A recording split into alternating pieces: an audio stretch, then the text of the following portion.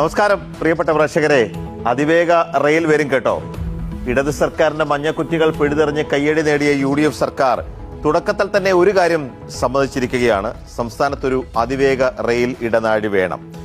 65,000 കോടി മുതലാണ് സിൽവർ ലൈനായി കഴിഞ്ഞ LDF സർക്കാരിന്റെ കാലത്ത് ചെലവ് പറഞ്ഞതെങ്കിൽ 1,00,000 കോടി രൂപ വരെ ചെലവിൽ തിരുവനന്തപുരത്ത് നിന്ന് കണ്ണൂർ വരെ 3.25 മണിക്കൂർ കൊണ്ട് പറന്നെത്തുന്ന ഒരു പുതിയ പാതയുടെ ആശയം VD സതീശൻ സർക്കാർ ഗൗരവത്തോടെ പരിഗണിക്കുകയാണ്. നിലവിലെ റെയിൽ പാത വളവ് നിവർത്തിയും വേഗം കൂട്ടിയും ബദലാക്കാമെന്നുള്ള തൽക്കാലത്തേക്കുള്ള ന്യായങ്ങളൊക്കെ ഈ സർക്കാരും തള്ളുന്നു എന്ന് ഇന്നലെ മനസ്സിലായി.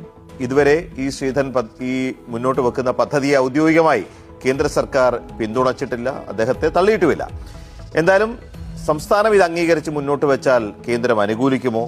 ഇതിന്റെ സാമ്പത്തിക ബാധ്യത എങ്ങനെയായിരിക്കും സംസ്ഥാനം പേറുക? എന്താണ് അതിന്റെ ഫിനാൻഷ്യൽ മോഡൽ? എന്താണ് അതിന്റെ അലൈൻമെന്റ്? ഇതടക്കമുള്ള വിശദാംശങ്ങൾക്കൊക്കെ വേണ്ടി നമ്മൾ